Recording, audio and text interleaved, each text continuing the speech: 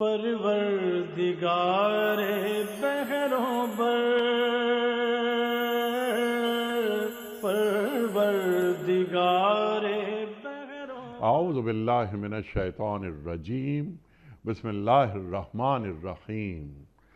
ان اللہ وملائکتہ یصلون علی النبی یا ایہا الذین آمنوا صلوا علیہ وسلموا تسلیما۔ اللہم صل علی سیدنا و نبینا و شفیعنا و مولانا محمد وعلی آل محمد وبارک وسلم۔ محترم خواتین و حضرات، السلام علیکم۔ پیام صبح کے ساتھ ایک بار پھر حاضر میں ہوں آپ کا میزبان انیق احمد۔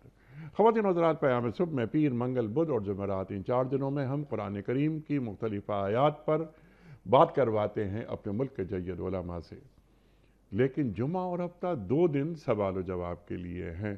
آپ کے سوالات ہوتے ہیں اور ہمارے عہد کے ایک جید مفتی صاحب کے جوابات قرآن و سنت کی روشنی میں۔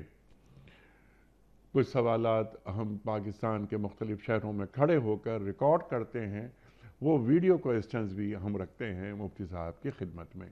خواتین و حضرات، آج کے ہمارے معزز مہمان محترم مفتی محمد زبیر صاحب۔ مفتی محمد زبیر صاحب ہمارے ملک کا ایک معروف نام، مقبول اور محبوب نام، ممبر اسلامی نظریاتی کونسل، فارغ التحصیل دارالعلوم کراچی اور محتمم جامعہ صفہ۔ محترم مفتی محمد زبیر صاحب کو خوش آمدید کہتے ہوئے پروگرام کا آغاز اللہ تعالیٰ کے بابرکت نام سے۔ سورہ جمعہ اور آیت نمبر 9۔ اعوذ باللہ من الشیطان الرجیم، بسم اللہ الرحمن الرحیم۔ یا ایہا الذین آمنوا اذا نودی للصلاة من یوم الجمعہ فاسعوا إلى ذكر الله وذروا البيع ذلكم خير لكم إن كنتم تعلمون۔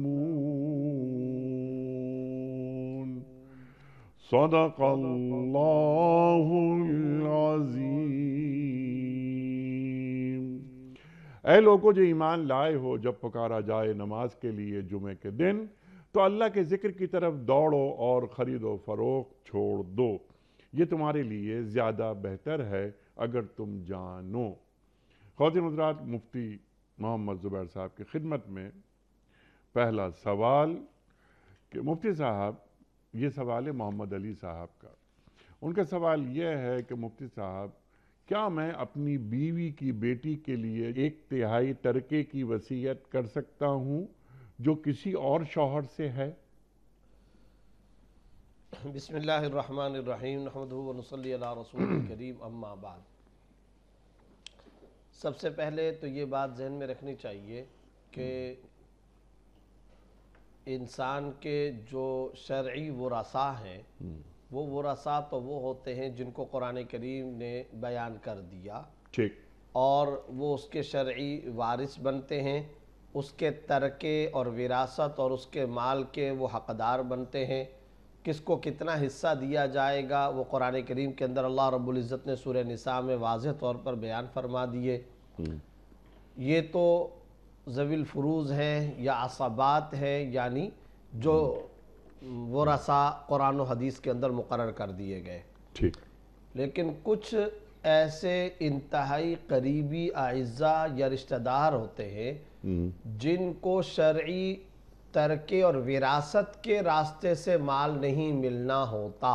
ٹھیک، جب شرعی وراثت کے راستے سے ان کو حصہ مال نہیں ملتا تو شریعت نے اس کا ایک انتظام کیا ہے، سبحان اللہ، اور وہ ایک انتہائی ناصحانہ، خیر خواہانہ، حکیمانہ بندوبست اور انتظام یہ ہے کہ انسان اپنے مال میں سے 1/3 کی باقاعدہ وصیت کر سکتا ہے، 1/3 کی حد تک وہ وصیت کر سکتا ہے اور وہ وصیت نافذ العمل ہوگی۔ یہ انتہائی شفقت والا اللہ کا حکم اور اللہ کی طرف سے رخصت اور اجازت ہے۔ ٹھیک، وہ کیسے شفقت والا؟ آپ کو معلوم ہے کوئی بھی انسان جب مر جاتا ہے تو مرنے کے بعد وہ اپنے مال میں کسی قسم کے تصرف کا اختیار نہیں رکھتا، نہ ظاہری طور پر، نہ میڈیکل پوائنٹ آف ویو سے، نہ جسمانی طور پر، نہ فزیکل، کسی بھی اعتبار سے وہ مر چکا۔ لیکن وصیت کے راستے سے اللہ رب العزت نے ایک راستہ رکھا ہے کہ اگر وہ ایسے افراد کو وصیت کرنا چاہے کہ جن افراد کو وراثت کے راستے سے تو مال نہیں ملنے والا، اب معاملہ یہ ہے کہ وہ کسی بھی بنیاد پر یہ چاہتا ہے کہ فلاں جگہ پر مال خرچ ہو یا فلاں کو دیا جائے، تو اللہ نے اس کو یہ ایک راستہ دے رکھا ہے، اور اس کا تذکرہ بھی سورہ نساء میں اللہ رب العزت نے فرما دیا۔ چنانچہ آپ دیکھیے بعض ایسے قریبی ترین اعزاء جن کا معاملہ یہ ہوتا ہے کہ عرف میں اور رواج میں اور انسان کے اپنے مزاج و مذاق کے اعتبار سے بھی وہ کوئی دور کا نہیں سمجھا جاتا۔ مثال کے طور پر پوتا ہے، اب پوتا بیٹے کی موجودگی میں ترکے اور وراثت کے اندر حصے دار نہیں ہوتا۔ ایک باپ ہے، اس کا انتقال ہو گیا اور اس کے 4 بیٹے ہیں، ان 4 میں سے کسی ایک بیٹے کا باپ کی زندگی میں انتقال ہو گیا تھا۔ جب باپ کی زندگی میں انتقال ہو گیا تو اب اس باپ کے مرنے کے بعد 4 نہیں بلکہ 3 بیٹوں کے اندر مال جائے گا، اور وہ جو پوتا ہے اس پوتے کو دادا کے مال سے حصہ نہیں ملے گا۔ اچھا، اب جب یہ بات ہے تو اس کے اوپر ظاہر ہے کہ بہت سارے لوگوں کو یہ ایک ذہن میں کنفیوژن پیدا ہوتی ہے یا ایک سوال پیدا ہوتا ہے کہ جی اس کو کیوں نہیں ملے گا؟ تو جواب یہ ہے کہ اس کو تو اس لیے نہیں ملے گا کہ کسی بھی مورث اور میت سے مال ٹرانسفر اسی وقت ہوتا ہے جب اس کا انتقال ہو۔ زندگی میں تو کسی کی میراث تقسیم ہی نہیں ہوتی ہے، اور زندگی میں ہر شخص اپنے مال کا تنہا خود مختار ہے، اور جب وہ مالک و مختار ہے تو کل یتصرف فی ملکہ کیف شاء، ہر انسان اپنی ملکیت میں جیسے چاہے تصرف کرنا چاہے کر سکتا ہے، کسی کی زندگی میں اس کی میراث تقسیم نہیں ہوتی۔ جب اس کی میراث تقسیم نہیں ہوتی تو اگر ایک بیٹا اس باپ کی زندگی میں مر گیا تو باپ سے تو نیچے ٹرانسفر ہی نہیں ہوا تھا، تو جب نیچے وہ مال ٹرانسفر نہیں ہوا، منتقل نہیں ہوا، تو ایسی صورت میں اس بیٹے کی آگے جو اولاد ہے ان کو دادا سے حصہ نہیں ملے گا۔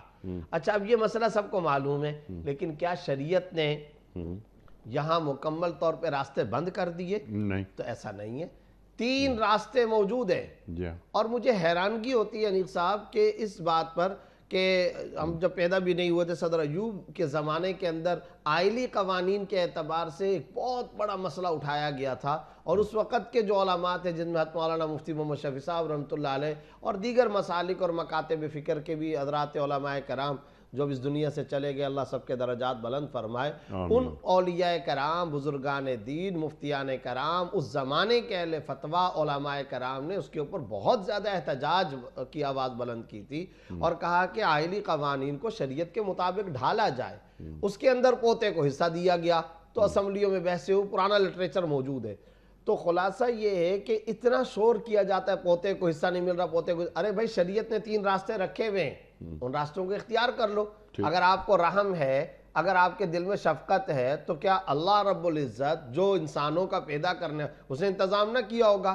اب وہ انتظامات کون سے ہیں؟ ان میں سے ایک انتظام یہ ہے، دادا کو پتہ ہے میرا ایک بیٹا زندگی میں مر چکا تھا، اور اس دادا کو اس بات کا علم ہے کہ اب میرے اس مرحوم بیٹے کی آل اولاد کو میرے مال سے وراثت اور ترکے کے راستے سے حصہ نہیں ملنا، لہذا وہ اپنی زندگی میں وصیت کرے، اور جب وصیت کرے گا تو کل مال کے ترکے میں سے 1/3 کی حد تک ان کی اولاد کو مل جائے گا۔ ایک راستہ۔ دوسرا راستہ یہ ہے، کس نے منع کیا دادا کو کہ اپنی زندگی میں ہبہ نہ کرے؟ سبحان اللہ۔ ہر شخص اپنی زندگی کے اندر، جیسے میں نے ابھی عربی کو اصول بیان کیا، ہر شخص اپنی زندگی میں تصرف کرنے کا خود مختار ہے، اس کو اختیار حاصل ہے، تو وہ ہبہ کرے، گفٹ دے، تحفہ دے، عطیہ دے، اپنی زندگی میں ان کے نام پر پلاٹ کر دے، مکان کر دے، جو دینا چاہے دے، جتنا دینا چاہے دے۔ کس نے منع کر کے رکھا ہوا ہے؟ کوئی منع نہیں کیا گیا۔ اچھا، یہ دوسرا راستہ ہے گفٹ، ہبہ، تحفہ اور عطیے والا۔ تیسرا راستہ یہ ہے کہ آپ یہ آواز بلند کر رہے، میں یہ آواز بلند کر رہا ہوں، باہر کے لوگ آواز بلند کر رہے، تو وہ جو سگے بھائی تھے، وہ جو سگے بھائی ہے، تو ان کو اپنے اس مرحوم بیٹے اور ان کی آل اولاد پر اگر ترس آتا، رحم آتا، شفقت کا ذہن بنتا ہے، تو پھر وہی اس کا سب سے بہترین طریقہ ہے کہ وہ جتنے بھی بیٹے بیٹیاں ہیں، دادا کی جو اولاد ہے، وہ اپنے اپنے مال سے اس بھائی کو بھی کچھ دے دیں، ٹھیک، پہلے حاصل کر لیں، ترکے اور وراثت سے اپنا مال حاصل کر لیں۔ جب انہوں نے ترکے اور وراثت سے مال حاصل کر لیا تو اس کے بعد وہ اپنے مرحوم بیٹے کو بھی، مرحوم بھائی کو بھی دے دیں۔ ظاہر ہے مرحوم بھائی تو دنیا سے چلا گیا، اس کو دینے کا مطلب ہے اس کی آل اولاد کو دے دیں۔ ٹھیک، تو یہ تین راستے شریعت نے رکھے ہوئے ہیں، اور جب رکھے ہوئے تو پرابلم کیا ہے، مشکل کیا ہے، مجبوری کیا ہے؟ کوئی بھی نہیں ہے۔ اب آ جاتے ہیں ہم آپ کے سوال کی طرف جو محمد علی صاحب نے سوال کیا۔ اس میں وہ یہ کہہ رہے ہیں ایک صاحب کہ میں اپنی بیوی کی پہلی جو شادی ہوئی تھی، پہلے نکاح سے جو اولاد ہے، یعنی وہ اس کی سوتیلی اولاد ہو گئی نا، تو سوتیلی اولاد کو میں وصیت کر سکتا ہوں یا نہیں؟ تو جواب یہ کہ شریعت نے اس کو یہ راستہ دیا ہوا ہے اور وہ کر سکتا ہے۔ معاملہ یہ ہے کہ جب یہ مرے گا، اس کی وراثت تو اس کی سگی اولاد میں جائے گی، اس کی وراثت تو اس کے بیٹے بیٹیوں میں جائے گی، اس کی وراثت اگر اس وقت اس کے ماں باپ زندہ ہوں گے تو والدین کو بھی ملے گا، اگر اس کی بیوی زندہ ہوگی تو بیوہ کو بھی ملے گا۔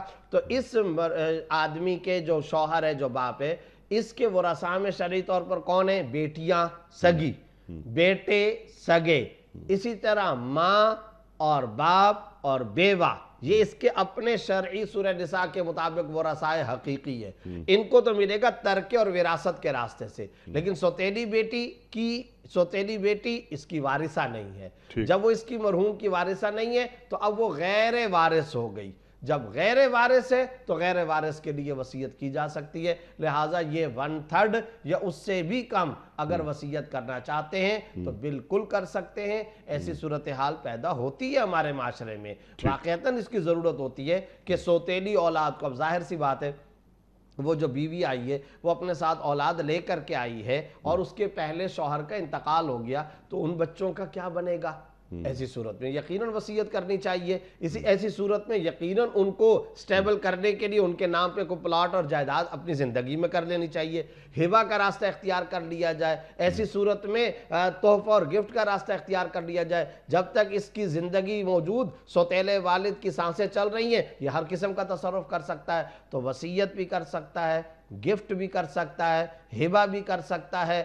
کل کو اگر دیگر سوتیلے بہن بھائیوں کو اللہ رب العزت دل میں رحم ڈالتا ہے تو وہ بھی اپنے اپنے مال اور اپنے ذاتی ترکہ سے جو حاصل شدہ حصہ ہوگا اس سے اگر ان کو دینا چاہیں تو وہ بھی دے سکتے ہیں، لیکن ان پر ڈیپینڈ نہ رکھے، ان پر موقوف نہ رکھے، اپنے طور پر اگر وصیت کرنا چاہے تو وہ وصیت کر سکتا ہے، اس میں کوئی ممانعت نہیں ہے، شریعت نے یہ راستہ ان کو بتایا ہوا ہے۔ سبحان اللہ، سبحان اللہ، کلیئر ہو گئی پوری بات۔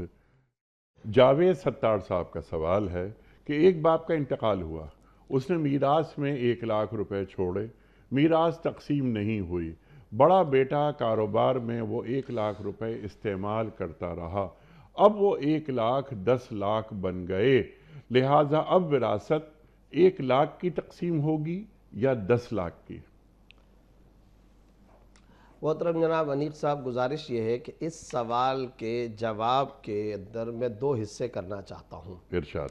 یہ جو جاوید ستار صاحب نے سوال کے دوران میں کہا کہ والد کا انتقال ہو گیا اور وراثت تقسیم نہیں ہوئی، جی ہاں، آپ اگر اجازت دیں گے تو میں پہلے تو اس پہ تھوڑی بات کرنا چاہتا ہوں، جی پھر اس کے بعد ان کے اصل اختتامی حصے میں جو سوال ہے اس کا جواب۔ پہلی بات تو یہ کہ وراثت تقسیم نہیں ہوئی، کتنی غلط بات ہے، جی ہاں، ناجائز بات ہے، حرام بات ہے، سخت ترین گناہ کا معاملہ ہے۔ اور 10 سال گزر گئے، 10 سال گزر گئے، اللہ اکبر، انا للہ و انا الیہ راجعون۔ اور یہ انیق صاحب ہمارے سماج کا سلگتا مسئلہ ہے، یہ ہمارے سماج کا، ہماری سوسائٹی کا اتنا خطرناک، اتنا ڈینجر، اتنا وحشت والا، اب یہ ایک ناسور بن چکا ہے، ہر گھر، ہر دوسرا گھر اس کے اندر مبتلا ہے۔ باپ کے انتقال کو 5 سال بیت گئے، جیسے یہاں بتایا 10 سال گزر گئے، 20 سال گزر گئے، اب تھا کیا، شریعت کا حکم کیا تھا کہ 3 دن تک سوگ ہوتا ہے. 3 دن تک اعزاء اقربا کو کہا جاتا ہے کہ ان کے گھر کے اندر چونکہ فوتگی ہوئی ہے تو پڑوسیوں کو چاہیے، اعزاء اقربا کو چاہیے کہ کھانا بھجوائیں، جو کہ سنت رسول صلی اللہ علیہ وسلم ہے. اور اس کے ساتھ ساتھ وہ غم کی حالت میں 3 دن کے بعد وراثت تقسیم کر دی جائے. اور اگر کوئی مہمان آئے ہوئے ہیں، کوئی اگر بہت مجبوری ہے، کچھ دن، 2 دن، 5 دن، 10 دن، 15 دن، 20 دن، کوئی مہینہ تک بھی کوئی تھوڑا بہت آگے پیچھے، چلو اس کی بھی گنجائش. لیکن یہ سالہ سال گزر جائے. اور اس میں کیا ہو رہا ہے کہ وہ جو باپ کا ترکہ ہے، ایک بیٹا استعمال کرتا چلا جا رہا ہے، بڑا بیٹا کھاتا چلا جا رہا ہے، بڑی اولاد اس کو استعمال کرتے چلی جا رہی ہے، نابالغوں کو پوچھنے والا کوئی نہیں، یا دوسرے بیٹے جو باپ کے ساتھ نہیں رہتے تھے ان کو پوچھنے والا کوئی نہیں. پھر اس میں جو پستے ہیں، وہ کون سا طبقہ پستا ہے؟ وہ ہماری بہنیں پستی ہیں. وہ جو بہنیں ہیں جو اب اپنے گھروں کو جا چکی ہیں، وہ دل کے اندر کوڑھن رکھ کر کے بیٹھی ہوئی ہیں، بول نہیں سکتی. بھائی جان کو بولیں گی تو محبت کٹے گی، بھائی جان کو بات کریں گی تو وہ ناراض ہو جائیں گی. کیا پیچیدگیاں نہیں پیدا ہوتی. اور ادھر وہ جو بہنوئی ہے وہ بیوی کو زور لگاتا ہے کہ اپنا حصہ لو. اچھا وہ جو بیٹی ہے اس کی آگے اولاد ہے. پیسہ آج کے دور میں کس کو نہیں اچھا لگتا بھائی؟ وہ اولاد ساری کی ساری کہہ رہی ہے ہمارا حصہ لے کر کے آؤ. اولاد جو ہے، جو کہ نواسے ہیں مرحوم کے، وہ اپنی ماں سے بار بار الگ تقاضا کر رہے ہیں. پوتے پوتیاں، نواسے نواسی الگ تقاضے کرتے ہیں. وہ جو بیٹیوں کے شوہر وہ الگ سے تقاضا کرتے ہیں. ان کو براہ راست تقاضا کرنے کا اختیار نہیں ہے، لیکن بیٹیوں کو تو اختیار ہے. بیٹیاں شرمساری کی وجہ سے، لحاظ کی وجہ سے، مروت کی وجہ سے بات نہیں کرتی ہیں. یہ سب کیا ہو رہا ہے؟ حرام اور ناجائز. اور انیق صاحب میں آپ سے عرض کرتا ہوں، آج خدا کرے کہ ایک نقطہ ہمارے معاشرے میں، اور ہمارے پیام صبح کے ناظرین و سامعین کی خدمت میں مؤدبانہ گزارش کرتا ہوں کہ یہ نقطہ سمجھ میں آ جائے. حرام مال کی ڈیفینیشن کیا ہے؟ ہمارے معاشرے میں حرام کس کو سمجھا جاتا ہے؟ ہمارے معاشرے میں حرام اس کو سمجھا جاتا ہے جو شراب کی آمدنی ہوتی ہے. خنزیر کا گوشت اگر کوئی پکائے، کھلائے، بیچے. ہمارے ہاں نعوذ باللہ بدکاری کی آمدنی کو حرام سمجھا جاتا ہے. سود کو حرام سمجھا جاتا ہے. ہم یہ 3-4 چیزوں کو حرام سمجھتے ہیں. ارے بھائی یہ تو حرام ہے، حرام ہے ہی، لیکن یہی حرام نہیں ہے، یہ بھی حرام ہے. اس کے ساتھ اور بہت سارا حرام ہے. وہ کیا ہے؟ وہ یہ آپ نے پورے کے پورے اپنے سماج کے اندر، سوسائٹی کے اندر، اگر آپ ایک باقاعدہ حلال نوکری پر لگے ہوئے ہیں، لوگوں کے دماغوں میں کیا آتا ہے؟ بھئی یہ تو ایک حلال رزق کماتا ہے. کیسے حلال رزق کماتا ہے؟ فیکٹری کا مزدور ہے، کارخانے اور مل کا مزدور ہے، صبح 8 بجے جاتا ہے، شام کو آتا ہے، تو یہ تو ایک حلال کام کر رہا ہے. لہذا جب یہ حلال کام کر رہا ہے، اس میں تو حرام کا کوئی عنصر نہیں ہے. وہ اس حلال کو بھی کہاں کہاں حرام بنا رہا ہے اس کا تو کسی کو پتہ ہی نہیں ہے. 8 بجے ڈیوٹی ٹائم شروع ہوتا تھا اور وہ 5 بجے ڈیوٹی ٹائم ختم ہوتا تھا. وہ 4 بجے جا رہا ہے، 8 کے بجائے وہ 9 بجے جا رہا ہے. یہ یومیہ اس نے 2 گھنٹے ڈنڈی ماری ہے. جو اجرت اور ویج اس کو ملتی ہے، جو تنخواہ اور پیسہ ملتا ہے، اس 2 گھنٹے کے اگینسٹ میں جو پیسہ آئے گا، دنیا کا کون سا مفتی اس کو حلال کہہ سکتا ہے بھائی؟ وہ حرام ہے، ناجائز ہے. اچھا اسی طریقے سے ہمارے ہاں مثال کے طور پہ کہا جاتا ہے بھئی یہ تو فلیٹ کا کاروبار کرتا ہے، یہ تو پلاٹ بیچتا ہے، یہ تو فرض کریں کہ کیا نام ہے بلڈر ہے، تو بلڈر یہ تو بالکل حلال کام، اس میں تو کوئی سود نہیں ہے، اس میں کوئی نعوذ باللہ شراب کی آمدنی نہیں، کوئی خنزیر کی آمدنی نہیں، کوئی سود کی، کوئی رشوت کی آمدنی، یہ تو بالکل جائز ہے. اس کے اندر وہ جو سریے میں ڈنڈی مار رہا ہے، وہ جو اس کے اندر بلڈنگ مٹیریل کے اندر 2 نمبریاں کر رہا ہے، وہ جو اس کے اندر وہاں پر کرش کے اندر، بجری کے اندر، سریے کے اندر، سیمنٹ کے اندر، بلاکوں کے اندر جو گڑبڑ سڑبڑ کر رہا ہے، بتاؤ اس کی وجہ سے اس کی آمدنی حرام نہیں ہوگی؟ اور انسانی جانوں کو وہ خطرے میں ڈال رہا ہے. اور باقاعدہ یہی جاوید ستار صاحب کہتے ہیں کہ جناب لوگ کیا مارکیٹ کے اندر کہتے ہیں کہ جناب یہ تو چونکہ وہ صحیح کام کر رہے ہیں، کہتے ہیں یہ پاگل ہے. جو بلڈنگ مٹیریل صحیح استعمال کر اس کو پاگل کہا جاتا ہے. ہر ٹیبل پر اس کا مذاق اڑایا جاتا ہے. بھائی کون سا تم لوگوں نے رہنا ہے؟ بس جلدی جلدی سے کھڑا کرو اور بس جلدی جلدی سے مٹیریل استعمال کر کے 2 نمبر 4 نمبر یہاں سے نکل جاؤ. یہ عام مارکیٹ کی روٹین ہے. کیا یہ حرام نہیں ہے؟ ہمارے سرکاری ملازمین کی صورتحال کیا ہے؟ اللہ بچائے، ہمارے بہت سارے لوگوں کا ذہن یہ بنا ہوا ہے وہاں کام چوری ہم نے کرنی ہے، اسی نیت سے ہم جا رہے ہیں، کام نہیں کرنا. کوانٹٹی کے اندر، کوالٹی کے اندر ہم نے وہاں جا کر کے ڈنڈی مارنی ہے اور ٹائم ویسٹ کرنا ہے. فکس ٹائم پر جانا نہیں ہے، فکس ٹائم پر نکلنا نہیں ہے. یہ ایک عام روٹین ہے. تو انیق صاحب، ایک حرام مال وہ ہوتا ہے کہ جو اپنی نیچر کے اعتبار سے، نیچر آف جاب کے اعتبار سے حرام ہو. ایک حرام مال وہ ہوتا ہے کہ ہے حلال، خدا کی ذات نے ہمیں ریسورسز آف انکم حلال دیے تھے، مگر اس حلال ریسورسز آف انکم کو ہم نے اپنی حرکتوں سے حرام بنا لیا، تو وہ بھی حرام ہے۔ قرآن کریم میں اللہ رب العزت کیا ارشاد فرما رہے ہیں، یا ایھا الرسل کلوا من الطیبات واعملوا صالحا، اے رسولو پاکیزہ حلال اور طیب چیزیں کھاؤ اور اچھے اعمال کرو۔ تو رسول اور انبیاء تو کھاتے ہی پاکیزہ ہیں، وہ تو کھاتے ہی ہمیشہ حلال ہے، مشکوک تک ان کے منہ میں نہیں جاتا۔ ترغیب ہمیں دی جا رہی ہے، حکم ہمیں دیا جا رہا ہے۔ اچھا، اور یہاں ایک امام راضی رحمۃ اللہ علیہ نے بڑا خوبصورت علمی نکتہ بیان کیا ہے، کلوا من الطیبات فرمایا، اس کے فوراً بعد واعملوا صالحا فرمایا، پاکیزہ اور حلال کھاؤ اور اچھے اعمال کرو۔ گویا کہ پاکیزہ اور حلال کھانے کا رزلٹ اور نتیجہ یہ نکلتا ہے کہ اعمال صالح ہو جاتے ہیں۔ جیسے مال ویسے افعال، جیسے مال ویسے اقوال، جیسے مال ویسے اعمال، یہ باقاعدہ قانون ہے۔ جو منہ کے اندر لقمہ جائے گا اسی طرح کے اعمال صادر ہوں گے۔ دوسری جگہ پر کیا فرمایا جا رہا ہے، یا ایھا الناس کلوا مما فی الارض حلالا طیبا ولا تتبعوا خطوات الشیطان، اے لوگو حلال طیب پاکیزہ کھاؤ اور شیطان کے خطوات اور نقوش پا اور راستوں پر نہ چلو۔ تو پتہ چلا شیطان کے راستے کب آتے ہیں، جب پاکیزہ اور حلال طیب لقمہ نہیں ہوتا، جب رزق اور معاش حلال نہیں ہوتا۔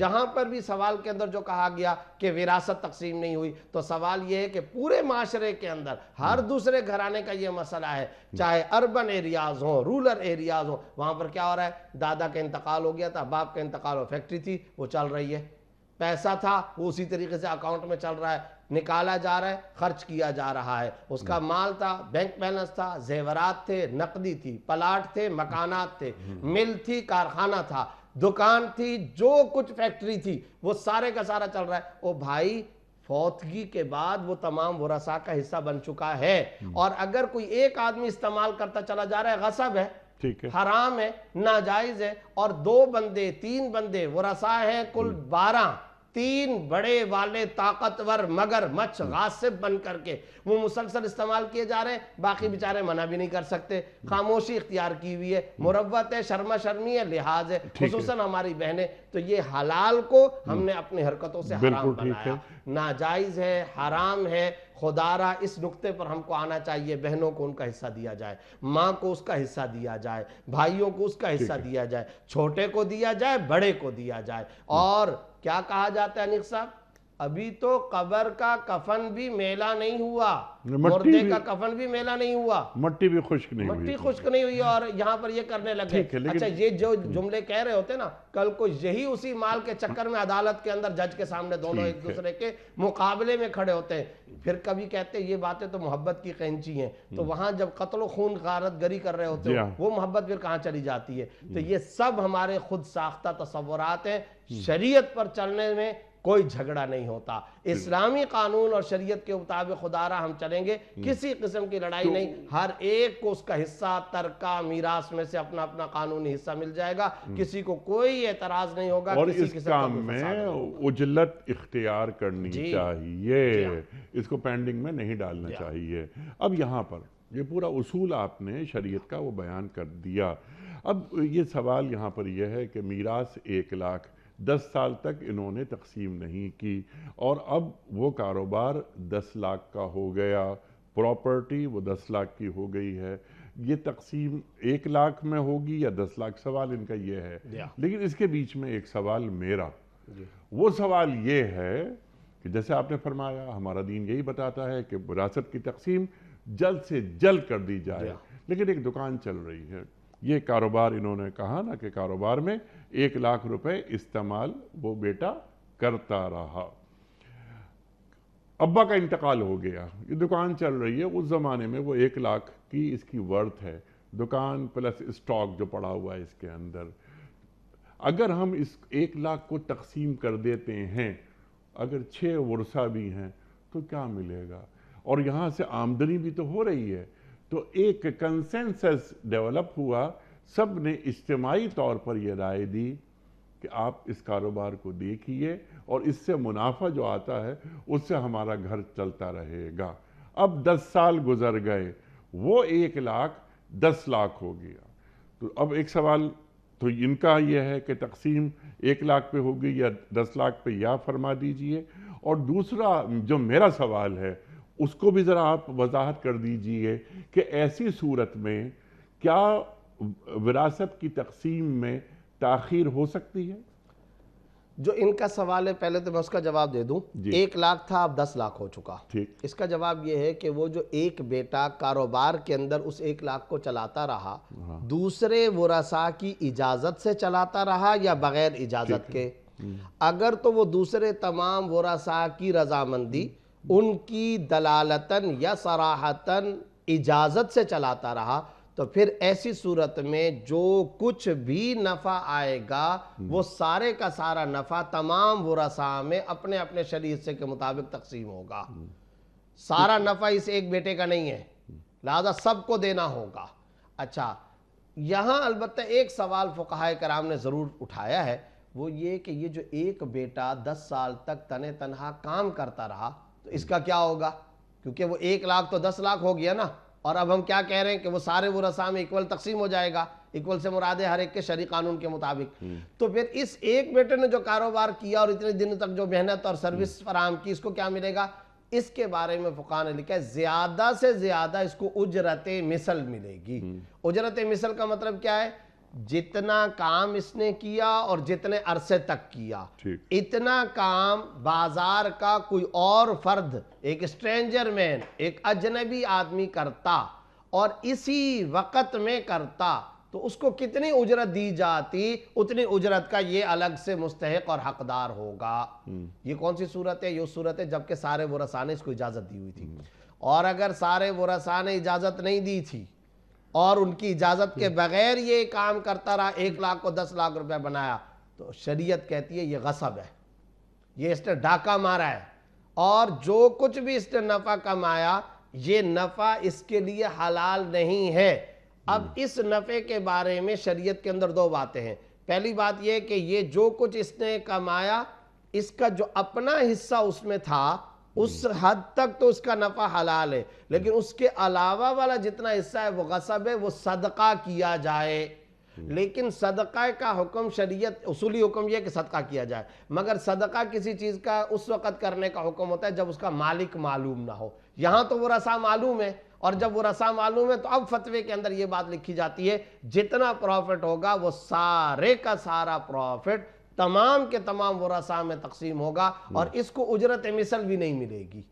تو گویا دونوں صورتوں میں فرق کیا ہوا؟ دونوں صورتوں میں فرق یہ، اگر اجازت سے کام کیا تھا تو اس کو اس کام کے کرنے کی اجرت ملے گی، مگر نفع سارے وارثوں میں تقسیم ہوگا۔ دوسری صورت کے اندر اگر اجازت کے بغیر کام کیا تھا تو ایسی صورت میں اس کو اجرت بھی نہیں ملے گی، اور جتنا نفع آیا وہ سارے کا سارا نفع تمام ورثاء کے اندر تقسیم کرنا ضروری ہے۔ خلاصہ آخری جملے میں کیا نکلا؟ 1 لاکھ کا 10 لاکھ بنا ہے، اب وارثوں میں 1 لاکھ تقسیم نہیں ہوگا بلکہ 10 لاکھ تقسیم ہوگا۔ ٹھیک ہے، یہ ہے اس مسئلے کا جواب جو جاوید صاحب کا تھا۔ اب جو آپ نے فرمایا کہ جناب 1 لاکھ روپیہ ہے، 2 لاکھ، 5 لاکھ، اگر ہم اس کے ٹکڑے حصے بکھرے کر دیتے ہیں تو اس کے نتیجے میں تو کچھ بھی نہیں ملے گا کسی کو، اور وہ تو ٹکڑے ٹکڑے ہو جائے گا اور ایک چلتا ہوا کاروبار ہے۔ انیق صاحب، شریعت نے بہر صورت میراث کی تقسیم پہ اصرار نہیں کیا، شرعی فیصلے پہ اصرار کیا۔ کیا بات ہے، واہ واہ واہ واہ، سمجھ گئے کہ نہیں؟ سبحان اللہ، شریعت کہتی ہے شرعی فیصلہ کرو۔ ہم سے زیادہ شریعت حکیمانہ سوچ رکھتی ہے، شریعت ہم سے زیادہ شفقت کا معاملہ رکھتی ہے۔ چنانچہ فقہائے کرام نے لکھا ہے کہ اگر ایک مکان ایسا ہے، باپ کا انتقال ہوا اور باپ کا وہ مکان تھا، مثال بیان کی ہے، اور اس زمانے کے یعنی یہ لکھتے ہوئے آ رہے، اگر وہ مکان شرعی طور پر، اصولی طور پر تو یہ کہ اس کے ٹکڑے کرو، بیچ میں دیواریں لگاؤ، ہر بیٹے کو اس کا حصہ دو، ہر بیٹی کو اس کا حصہ دو، لیکن وہ مکان ہے ہی 80 گز کا، فرض کرو مکان ہی وہ سارے کا سارے 120 گز کا ہے، 60 گز کا مکان ہے، چھوٹا سا مکان، کہاں دیواریں لگائیں گے؟ اور دیواریں لگائیں، بیٹی کو کیا ملے گا، بیٹوں کو کیا ملے گا؟ تو شریعت نے اس کے طریقے بیان کیے ہیں۔ مثال کے طور پر کوئی ایک بیٹا آج کی موجودہ مارکیٹ ویلیو لگا کر کے وہ مکان لے لے، باقیوں کو پیسہ دے دے، اب یہ کون لے گا کون وہ کرے گا، اس کے اندر قرآن اندازی بھی کر سکتے ہیں، اس کے اندر باہمی رضامندی سے انڈرسٹینڈنگ بھی کر سکتے ہیں۔ اچھا اگر مکان ایسا ہے قابل تقسیم ہے، تقسیم کے قابل ہے اور باقی ورثاء راضی ہیں، تو پھر آپ اس کو دیوار لگا کر تقسیم کرو۔ یہ بھی ہو سکتا ہے، فقہا نے اس باریکی تک بھی کام کیا ہے کہ کوئی کہے گا کہ میرے کو تو کارنر کا حصہ دو، کوئی کہے گا مجھے ویسٹ اوپن کا دو، کوئی کہہ رہا ہے آپ نے تو مجھے پیچھے والا حصہ دے دیا، تو اس پر بھی شریعت نے یہ کہا باقاعدہ قرآن اندازی کر لی جائے، کس کے حصے میں کون سا آئے گا، کس کے حصے میں کون سا آئے گا۔ اور اگر کسی کے حصے میں کارنر کا آتا ہے اس کی ویلیو زیادہ، پیچھے والے کے اندر ویلیو کم، تو موجودہ مارکیٹ ویلیو لگاؤ، اس حساب سے وہ والا بندہ باقاعدہ دوسروں کو پیسے دے گا۔ تو یہ سارے احکام شریعت نے بیان کر کے رکھے۔ شریعت کو باہر صورت اس انسٹیٹیوٹ کو توڑنے اور حصے بکھرے کرنے کا کوئی شوق نہیں ہے، اس کو ٹکڑے ٹکڑے کر کے تقسیم کرنے کا بھی شوق نہیں۔ ہاں شریعت کا اصرار یہ ضرور ہے آج چیزوں کو بیٹھ کر طے بھی کرو، شرعی فیصلے کے مطابق حساب کتاب کر لو، اور جب حساب کتاب کر لو گے تو اس میں کوئی حرج کی بات نہیں ہے۔ مثال کے طور پر آپ نے جو سوال میں پوچھا کہ جناب وہ جو کاروبار ہے اگر اس کے ٹکڑے ٹکڑے کر دیتے تو پھر تو کسی کو نہیں ملے گا، بالکل ٹھیک ہے۔ تو اس کے اندر کیا کام کرو، اس کی گڈ ول اور اس کی ساکھ اور وہ دکان، اس کے اندر پڑا ہوا سارے کا سارا پیسہ اور اس کے اندر کیش کے علاوہ مال، جو پروڈکشن، جو بھی راشن یا جو بھی وہاں چیزیں پڑی ہوئی ہے، ان سب کی مارکیٹ ویلیو لگاؤ۔ مارکیٹ ویلیو لگائی، 4 بیٹے، ایک بیٹا کہتا ہے وہ میں لے لیتا ہوں، ٹھیک ہے جی اس کو دے دو، باقیوں کو آج کی مارکیٹ ویلیو کے حساب سے وہ پیسے ادا کر دے۔ بس جب اس نے پیسے ادا کر دی، ہر ایک کو اس کا حصہ مل گیا۔ بہنیں ان کو پیسہ آپ دے دیں، پیسہ دینے کے بعد آپ فارغ کر دیں، اور جب فارغ کر دیا یہ دکان ایک بیٹا رکھ لے، باقی 2 بیٹے رکھنا چاہتے ہیں پارٹنر، ان کے اندر انڈرسٹینڈنگ زیادہ، وہ 2 رکھ لے، باقیوں کو پیسے دے دیں۔ تو یہ آسانی کے ساتھ طریقے ممکن ہے۔ صرف اور صرف مصیبت یہ ہے انیق صاحب، ہم سستی، غفلت اور اس سے بھی زیادہ یہ کہ جس کا تسلط گھر میں چلتا ہے، جس کا غلبہ چلتا ہے، جس کا قبضہ اور کنٹرول چاہتا ہے، وہ سب کو دبا کے رکھتا ہے اور پھر اپنے طور پہ وہ مال کھاتا رہتا ہے اور دوسرے ورثاء کبھی شرما شرمی لحاظ اور مربت کے اندر اور کبھی دبے ہونے کی وجہ سے خاموش رہتے ہیں۔ سب خلاف شریعت باتیں ہیں۔ باقاعدہ تقسیم کرو، نہ تو باقاعدہ شرعی طور پر بیٹھ کر کے فیصلہ کرو۔ نہیں بالکل کلیئر ہو گئی، آپ نے بات فرما دی۔ یہاں پر تقسیم کیسے ہو رہی ہے؟ ایک دکان ہے، اب وہ دکان تقسیم کیسے ہوگی؟ نہیں ہو سکتی نا۔ 10 سال تک اس لڑکے نے، بڑے بیٹے نے چلاتا رہا، منافع آتا رہا، گھر چلتا رہا، 1 لاکھ کی مالیت تھی اور یہ 10 لاکھ ہو گئی۔ وراثت کی تقسیم میں تاخیر ہوئی۔ میرا سوال یہ تھا آپ کی خدمت میں، کیا یہ تاخیر دین قبول کرتا ہے؟ تاخیر شریعت قبول نہیں کرتی ہے، دین قبول نہیں کرتا ہے، کسی صورت اجازت نہیں دیتا، لیکن ساتھ میں شریعت کو اس پر بھی اصرار نہیں کہ اس کے حصے بکھرے کرے، لیکن شریعت یہ کہتی ہے فیصلہ ضرور کر لو۔ اور وہ فیصلہ کیسے کرو؟ اب یہ بات آتی ہے فیصلہ کیسے ہوگا؟ فیصلہ اس طریقے سے ہے کہ اس وقت یہ دکان 4 میں سے فلانا بیٹا لے لے گا، تم اس کے مالک و مختار ہو اور تم کو تمام تر مالکانہ حقوق کے ساتھ ہم حوالے کر دیتے ہیں، مگر اس دکان کی ٹوٹل مالیت، اس کی پوری ورتھ اور اس کی مارکیٹ ویلیو کتنی بنتی ہے؟ اتنی بنتی ہے، اس میں سے اپنا حصہ وہ تو تمہارا ہی ہو گیا، باقی دوسروں کا ہے۔ جب دوسروں کا ہے تو کیا سارے کے سارے راضی ہو کہ میں تمہارا نمائندہ، وکیل اور ایجنٹ بن کر اس کاروبار کو جاری رکھوں؟ اگر وہ کہتے ہیں ہاں جی، تو پھر ہر ایک کو اس کا نفع اپنے اپنے حصے کے بقدر ملتا رہے گا، سارے اس دکان کے اندر پارٹنر رہیں گے، لیکن طے تو کرو۔ اور اگر تم نے طے نہیں کیا، ایک اگر اس کا مالک بننا چاہتا ہے وہ مالک بن جائے، باقیوں کو کیا کام کیا جائے گا؟ وہ اس کو حصے کے پیسے دے دے، اور جب پیسے دے دیے تو سب فارغ ہو گئے، دکان کا مالک ایک وارث ہو گیا۔ تو یہ ہے طریقہ۔ کوئی ایک طریقہ طے کرنا ضروری ہے اور وہ طریقہ شرعی قانون کے مطابق طے کرنا ضروری ہے۔ سبحان اللہ، سبحان اللہ۔ منیر خان صاحب کا سوال ہے کہ اشراق اور چاشت دونوں کی نیت سے اگر 4 رکعت ادا کی جائیں تو یہ جائز ہے؟ جائز ہے، کر سکتے ہیں۔ اصل بات یہ ہے سنن مؤکدہ یا فرض اور واجب کے اندر تو یہ نہیں ہو سکتا۔ ظاہر سی بات ہے کہ فرض میں تو یہ نہیں ہو سکتا ایک آدمی ظہر پڑھے ہو کہ اس کے اثر کی بھی میں نے نیت کر لی، وہ نہیں ہو سکتا۔ سنت مؤکدہ میں کوئی شخص ظہر کے بعد کی 2 سنتیں پڑھ رہا ہے اور سوچے عشاء کے بعد کی 2 سنتیں میں اس میں شامل کر لیتا ہوں، ظاہر ہے کہ وہ نہیں ہو سکتا۔ لیکن یہ ہیں دونوں نفل نمازیں، نفل نماز کے اندر وسعت ہوتی ہے. نفل نماز میں ایک انسان نیت کر لیتا ہے کہ اللہ مجھے یہ بھی اجر دے دے، یہ بھی اجر دے دے، تو فضائل میں اور نوافل میں یہ چل سکتا ہے، جائز ہے، اور اللہ ثواب دینے والی ذات ہے. تو انشاءاللہ اللہ تعالیٰ کی رحمت تو بہانے تلاش کرتی ہے، لہذا دونوں کا اجر مل جائے گا. سبحان اللہ، سبحان اللہ. ملک غلام علی صاحب کا سوال ہے کہ موجودہ حالات میں ڈالرز کی خرید و فروخت اس نیت سے کی جائے، اس نیت سے کہ اپنے پاس محفوظ کر کے رکھ لیے جائیں، جائز ہے؟ دیکھیں انیق صاحب، یہ آج کے ہمارے پاکستان کے معاشی حالات کو سامنے رکھتے ہوئے بڑا ہی انتہائی ڈینجر اور بڑا ہی خطرناک اور سینسٹیو مسئلہ بھی ہے، ایشو بھی بنا ہوا ہے. پہلے تو شرعی پوزیشن سمجھ لینی چاہیے کہ عام حالات میں جب سٹیبلٹی ہو اور نارمل حالات چل رہے ہوں اور روٹین کی صورتحال ہو، تو ان نارمل حالات میں کوئی آدمی ڈالر خریدتا ہے، نفع کی نیت سے اپنے پاس رکھتا ہے تو جائز ہے، اس میں تو کوئی حرج کی بات نہیں ہے. مثال کے طور پر بہت سارے لوگ ہیں وہ اپنی بچیوں کی شادیوں کے حوالے سے یا اپنے مستقبل وغیرہ کے حوالے سے یا کل کو کام آئے سونا خرید کر کے رکھ لیتے ہیں، سونے کی گولڈ کی اینٹیں خرید کر کے رکھ لیتے ہیں، کوئی لوگ پلاٹ خرید کر کے رکھ لیتے ہیں، کچھ لوگ اسی طرح ڈالر خرید کر کے رکھ لیتے ہیں. نارمل حالات میں سٹیبلٹی کا زمانہ جب ہو، جب معاشی حالات کے اندر کوئی غیر معمولی اپ ڈاؤن نہ ہو رہا ہو، تو ایسی صورت میں اوپن مارکیٹ سے روپے کے بدلے کے اندر ڈالر کو خرید کر اپنے گھر میں رکھتا ہے تو وہ جائز ہے.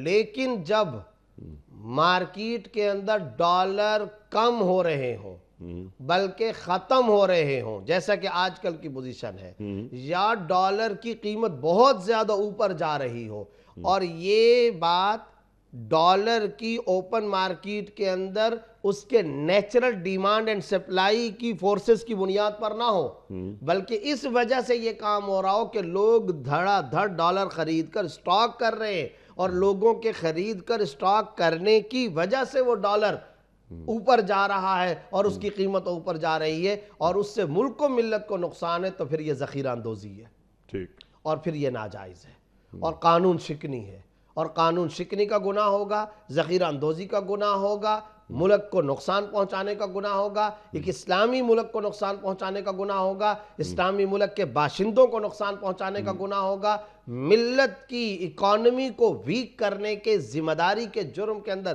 یہ شخص شریک ہوگا، پھر اس کی کوئی اجازت نہیں ہے. فتوے کے اعتبار سے بھی اہل بصیرت علماء کرام نے اپنے فتاویٰ کے اندر اس کی کوئی اجازت نہیں دی. لہذا موجودہ صورتحال کے اندر جس طرح دھڑا دھڑ لوگ ڈالر خرید رہے ہیں اور مارکیٹ سے ڈالر ناپید ہوتے چلے جا رہے ہیں، اوپن مارکیٹ سے خرید رہے ہیں اور اس کو چھپڑ کے اندر بند کرتے چلے جا رہے ہیں، اور پھر اس کی وجہ سے ڈالر کی قیمت انتہائی اوپر جا رہی ہے، اشیاء کی قیمتیں بہت زیادہ بڑھتی چلی جا رہی ہیں، ملک کو نقصان ہو رہا ہے، پاکستان کی اکانومی اور معیشت تباہ اور برباد ہو رہی ہے. تو ایسی صورت میں اس کی ہرگز شرعاً اجازت نہیں ہے. ملک کو نقصان پہنچانا، پھر اسلامی ملک کو نقصان پہنچانا شرعی طور پر بھی تو حرام ہے، دینی اعتبار سے بھی تو حرام ہے، اسلامی نقطہ نظر سے بھی تو حرام ہے، فتوے کے نقطہ نظر سے بھی تو حرام ہے. تو یہ بالکل ناجائز ہے، اس کی حوصلہ شکنی ہونی چاہیے. یہ قانون شکنی کا بھی گناہ ہے، ایک جرم کے اندر کئی سارے جرائم اس کے اندر جمع ہو جاتے ہیں، اس کی شریعت میں کوئی اجازت نہیں ہے. ڈالر کی ذخیرہ اندوزی کی شریعت میں کوئی اجازت نہیں ہے. کچھ ویڈیو کوسچنز مفتی صاحب آپ کی خدمت میں ہم رکھتے ہیں. پہلا سوال مفتی صاحب کی خدمت میں. السلام علیکم مفتی صاحب، میرا سوال یہ ہے کہ کہکے لگانے یا نیند کا جھونکا آنے سے وضو ٹوٹ جاتا ہے؟ دو باتیں انہوں نے الگ الگ کر لی ہیں. ایک تو قہقہ لگانے سے، اگر تو خارج نماز قہقہ لگایا گیا اس سے تو وضو نہیں ٹوٹتا، اس سے تو کوئی فرق نہیں پڑتا. البتہ دوران نماز اگر قہقہ لگایا جائے تو پھر اس صورت میں وضو ٹوٹ جاتا ہے. یہ تو ہے قہقہ لگانے کا. تو دوران نماز ظاہر ہے کہ قہقہ لگانا یہ اصل میں مبطل صلاۃ ہے، یعنی نماز کو فاسد اور باطل کر دینے والا عمل ہے. کہ دوران نماز آپ کھڑے اور قہقہ آپ نے لگا لیا تو ظاہر ہے نماز کے اندر آپ نے ایک ایسا عمل کیا جو خارج صلاۃ عمل کیا جا سکتا ہے، تو یہ شرعاً ناجائز ہے. لہٰذا دوران نماز اگر قہقہ لگایا گیا تو اس سے وضو ٹوٹ جائے گا، اور جب وضو ٹوٹ جائے گا تو نماز بھی ٹوٹ جائے گی. دوسرا انہوں نے کہا نیند کا جھونکا. تو دیکھیں نارمل جو نیند ہوتی ہے، یعنی نارمل اگر اس طرح کی نیند ہے کہ آپ بیٹھے ہوئے ہیں اور ایسی جھونکا سا آ گیا، اس سے وضو نہیں ٹوٹتا، اس سے وضو کے اندر کوئی نہیں، یا نیند کا خیال آ گیا تو بھی نہیں، یا اس طرح کی نیند کہ آپ آس پاس کی ساری باتیں بھی سن رہے ہیں، سمجھ بھی رہے مگر سکون اور ایک سکینہ نازل ہونا جس کو کہتے ہیں آنکھیں صرف بند کی ہوئی، اس سے بھی وضو پہ کوئی فرق نہیں پڑتا۔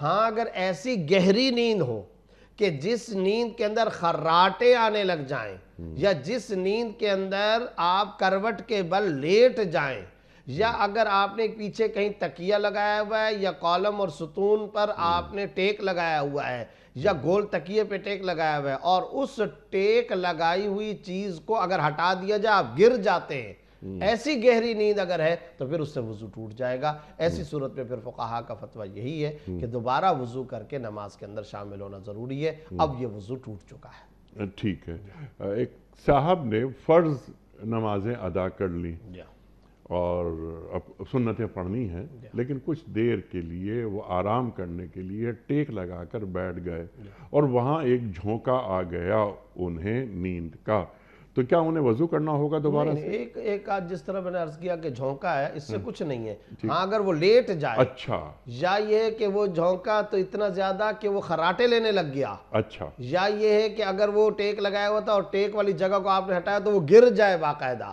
اس حد تک کی کوئی نیند ہے تو اس سے نماز اس سے ظاہر ہے کہ وضو ٹوٹے گا، ورنہ جس طرح آپ نے صورتحال بتائی عام طور پہ لوگ اس طریقے سے اس سے کوئی وضو نہیں ٹوٹتا، اس سے کوئی فرق نہیں پڑتا۔ اچھا، عام طور پہ یعنی ہم اور آپ اور جو لوگ جاتے ہیں وہاں حرمین شریفین میں تو ظہر کی نماز کے بعد کچھ دیر کے لیے ہم لیٹ جاتے ہیں اور اسے 15-20 منٹ آدھا گھنٹے کی نیند بھی ہو جاتی ہے، تو جب ہم اٹھیں گے تو وضو کرنا ضروری ہے، وضو کرنا ضروری ہے، وہ تو فرض ہے۔ اس کی وجہ یہ ہے کہ اب تو وہ باقاعدہ آپ لیٹے بھی ہیں اور پھر اس میں آپ نے نیند بھی کی ہے، جی، یا تو یہ ہے کہ لیٹے ہوتے اور مکمل آنکھیں کھلی ہیں آپ نے نیند نہیں کی ہے تو پھر تو نہیں، لیکن آپ لیٹے اور باقاعدہ آپ نے نیند کی ہے تو پھر تو وضو ٹوٹ جاتا ہے تو دوبارہ وضو کرنا پڑتا ہے، لازم ہے۔ اگلا سوال مفتی صاحب کی خدمت میں۔ السلام علیکم مفتی صاحب، میرا سوال یہ ہے کہ احسان کرنے کا اجر کیا ہے اور احسان جتلانے کا بوال کیا ہے؟ دونوں سوالات بہت اچھے ہیں ان کے۔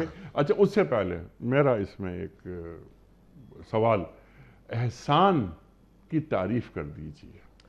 دیکھیں جی، سب سے پہلی بات تو یہ ہے کہ احسان شرعی نقطہ نظر سے کسی کے ساتھ ایسا معاملہ کرنا کہ جس معاملے کا آپ پر شرعی طور پر فریضہ عائد نہیں ہوتا تھا، نفل تبرع کے درجے کے اندر وہ کام تھا، آپ نے اگلے کے ساتھ وہ معاملہ کیا، اس کو شرعاً احسان کہتے ہیں۔ سبحان اللہ۔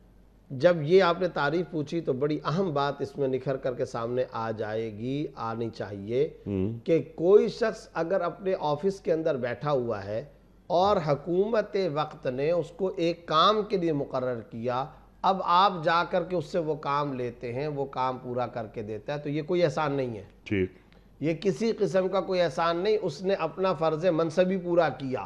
ڈاکٹر کا کام دوائی دینا، عالم کا کام مسئلہ بتانا، اسی طرح سے جو وکیل ہے اس کا کام اپنی کنسلٹنسی، اور اسی طریقے سے اگر حکومت کے اندر دفتر میں کوئی کلرک بیٹھا ہوا ہے اور وہ کسی خاص مقصد کے لیے بیٹھا ہوا ہے، وہ آپ کا وہ والا کام کر رہا ہے جس کام کے لیے اس کو بٹھایا گیا، کوئی احسان نہیں ہے۔ مسئلہ یہ ہے ایک آدمی آؤٹ آف دا وے جا کر، آؤٹ آف دا وے جانے سے مراد یہ نہیں کہ انلیگلی، وہ نہیں کہہ رہا ہوں، بلکہ مقصد یہ ہے کہ اس کے اوپر شرعاً قانوناً اخلاقاً فرض نہیں تھا لیکن اس کے باوجود اس نے ایثار کا، تواضع کا، قربانی کا معاملہ آپ کے ساتھ کر لیا، اس کو کہا جاتا ہے احسان۔ اور یہ جو احسان ہے، یہ احسان اگر کوئی کرے تو اس کا ہمیشہ شکریہ ادا کرنا چاہیے۔ یہ حدیث کے اندر باقاعدہ مؤکد طور پر ترغیبی تاکیدی حکم ہے، خود قرآن کریم کے اندر ہے، کیا حل جزاء الاحسان الا الاحسان، کہ احسان کا بدلہ نہیں ہے مگر احسان کرنا۔ اگر آپ کو کوئی ہدیہ دیتا ہے تو اس کے بدلے میں آپ کو بھی ہدیہ دینا چاہیے۔ شمائل ترمذی کے اندر حدیث موجود ہے، کان رسول اللہ صلی اللہ علیہ وسلم یقبل الہدیہ ویصیب علیہا، آپ صلی اللہ علیہ وسلم ہدیہ قبول فرمایا کرتے تھے اور اس کا بدلہ بھی دیا کرتے تھے تاکہ محبتیں رہیں۔ آپ صلی اللہ علیہ وسلم کی خدمت میں حضرت دحیہ کلبی رضی اللہ تعالیٰ نے ایک مرتبہ موزے لا کر کے دیے، آپ صلی اللہ علیہ وسلم نے کچھ دنوں کے بعد ان کو چادر تحفے کے اندر عطا فرمائی۔ ککڑیاں ایک بچی چھوٹی پڑوس کی وہ لے کر کے آپ صلی اللہ علیہ وسلم نے سونا بھر بھر کر ان کے گھر کے اندر بھجوایا، حضرت معوذ بنت عفرا رضی اللہ تعالیٰ عنہا کی روایت ہے۔ اسی طریقے سے بے شمار مرتبہ بہت سارے لوگ آپ صلی اللہ علیہ وسلم کی خدمت میں کبھی کوئی کپڑا کوئی لاتے، آپ صلی اللہ علیہ وسلم اس کے بدلے کے اندر دیا کرتے تھے۔ آپ صلی اللہ علیہ وسلم کی تو خیر سخاوت اس تک تو کوئی پہنچ ہی نہیں سکتا، وہ تو معاملہ ہی الگ تھا، لیکن طریقہ کار اور سنت یہی ہے احسان کا۔ اچھا دیکھیں یہاں بڑی ایک عجیب سائنس ہے اور اس کو سمجھنا چاہیے۔ سائنس یہ ہے کہ چیک اینڈ بیلنس کا نظام رکھا ہے شریعت نے، دو طرفہ معاملہ ہے۔ خرابی کہاں ہوتی ہے، افراط و تفریط کہاں ہوتی ہے، جہاں یک طرفہ گاڑی چلانے کی کوشش کی جاتی ہے۔ وہ کیسے؟ جس بندے نے احسان کیا ہے وہ احسان کر چکا، اگلے بندے پر شرعاً یہ لازم ہے اور اخلاقاً یہ لازم ہے کہ وہ اس احسان کے بدلے میں شکریہ ادا کرے۔ مگر اس احسان کرنے والے کو شریعت کی ترغیب یہ کہ تم صرف رضائے خداوندی کے لیے کرو، بھول جاؤ کہ تم نے کسی قسم کا احسان کیا تھا۔ سبحان اللہ۔ دیکھیں آپ ہر دو طرفہ شریعت نے ترغیب دے رکھی ہے۔ چنانچہ اس آدمی کے بارے میں جو احسان کرنے والا ہے، قرآن کریم کیا کہہ رہا ہے؟ وَلَا تَمْنُن تَسْتَكْثِرْ، مت احسان جتلاؤ۔ اسی طرح حضور اقدس صلی اللہ علیہ وسلم نے ایک انتہائی خطرناک وعید بیان فرمائی، بہت سخت گناہ احسان جتلانا۔ کیا فرمایا؟ کہ 3 افراد ایسے ہوں گے اللہ نہ ان کا تزکیہ کرے گا، نہ نظر شفقت فرمائے گا، نہ نگاہ رحمت فرمائے گا۔ وہ 3 افراد کون سے؟ ایک وہ کہ جو شلوار کو ٹخنوں سے نیچے المسبل ازارہ، اور دوسرے نمبر پہ فرمایا المنان، احسان جتلانے والا۔ اللہ تعالیٰ تزکیہ نہیں فرمائے گا، اللہ نظر شفقت نہیں فرمائے گا، نگاہ رحمت اللہ تعالیٰ نہیں فرمائے گا۔ صحاح کی کتب کے اندر یہ حدیث موجود ہے۔ احسان جتلانا اتنا سخت گھٹیا کام ہے، ناجائز کام ہے، گناہ کا کام ہے۔ قرآن کریم کے اندر منع کیا جا رہا ہے اور احادیث کے اندر منع کیا جا رہا ہے۔ ایسا آدمی اللہ کی نظر شفقت سے محروم ہو جاتا ہے۔ یہ تو ہے احسان کرنے والا، اس کو شریعت کی یہ ترغیب۔ تو پتہ یہ چلا کہ وہ کیوں کرے احسان؟ صرف اپنے اللہ کی رضا کے لیے۔ دے کر بھول جائے، ایک ہاتھ سے دیا دوسرے کو پتہ نہیں ہے، اور دیکھے بھی نہیں، پتہ بھی نہ کرے، معلومات بھی نہ کرے، کل کو احسان بھی نہ جتلائے، زبان سے ذکر بھی نہ کرے۔ دوسری طرف معاملہ یہ ہے کہ جس پر احسان کیا گیا اس کو کہا گیا ناشکر مت بنو، اس کو کہا گیا اس طرح کا رویہ مت اختیار کرو کہ اگلے والے نے احسان کیا تو تم نے اس کے احسان کو اس طرح قبول کیا جیسے کہ تمہارا کوئی ٹھیکہ تھا اس کے اوپر۔ یہ کون سا طریقہ ہے بھائی؟ یہ کون سا تم نے بیہیویئر اور رویہ اختیار کیا ہے؟ شکریہ ادا کرو، اور شکریہ کے لیے الفاظ بھی بیان فرمائے کہ جب تمہارے ساتھ کوئی احسان کا معاملہ کرے تو تم اس کو کہو جزاکم اللہ خیرا، اللہ تعالیٰ تم کو بہترین جزا دے۔ یہ تو جملہ عربی کے اندر ہے، دعائیہ جملہ، اور یہی سنت ہے اور اس کو اختیار کرنا چاہیے۔ مگر اس کے ساتھ ساتھ آپ اپنی زبان کے اندر، جیسے کہ انگلش میں تھینک یو کہا جاتا ہے، اردو میں شکریہ ادا کیا جاتا ہے، شکریہ ادا کریں، دل کی گہرائیوں سے شکریہ ادا کریں، اور پھر اب اس احسان کے بدلے میں ٹوہ میں لگ جائیں، جستجو اور کوشش میں، جدوجہد میں لگ جائیں کہ میں بھی اس کے ساتھ احسان کا معاملہ سبحان اللہ۔ یہ ہے شریعت کی ترغیب۔ چنانچہ آپ حیران ہوں گے، ایک مرتبہ حضرت ام المومنین عائشہ صدیقہ رضی اللہ عنہ گھر بیٹھی تھی۔ جب گھر میں تشریف فرماتی تو باہر سے کسی کی کوئی ضرورت، کوئی فقیر کے مانگنے کی آواز آئی۔ ام المومنین حضرت عائشہ صدیقہ رضی اللہ عنہ نے حضرت بریرہ کو انگور کھا رہی تھی، وہ انگور دے دی، کچھ بھی نہیں تھا گھر میں، تو وہ انگور دے دیے، جاؤ جا کر کے اس کو دے دو۔ جب یہ حضرت بریرہ وہاں گئیں اور جا کر کے ان کو دے دیا، جب وہ واپس آتی ہے نا تو حضرت عائشہ رضی اللہ عنہ نے پوچھا اچھا یہ بتاؤ جب تم نے اس کو دیا تھا تو اس نے اس کے بدلے میں کیا کہا؟ اب یہاں بڑا قابل غور نکتہ ہے، کیا حضرت عائشہ رضی اللہ تعالیٰ عنہ کو کسی کی شکریہ یا تحسین کی، کوئی ستائش کی کوئی تمنا تھی؟ ہرگز نہیں، وہ ہو ہی نہیں سکتا۔ حضرت عائشہ رضی اللہ عنہ تو اس قدر سخاوت والی، اس قدر 2 مہینے تک چولہے نہیں جلے ہوئے، اور گھر کے اندر بوریاں بھر کے راشن آ گیا، اور پورا دن تقسیم کرتی رہی، یہاں تک کہ ان کی باندھی نے کہا امی جان کچھ تو اپنے لیے رکھ لیا ہوتا، 2 مہینے سے چولہا ہی نہیں جلا۔ کمال بے نیازی اور مربت کے ساتھ یہ ارشاد فرمایا اچھا تو اللہ کی بندی ذرا پہلے ہی بتا دیا ہوتا۔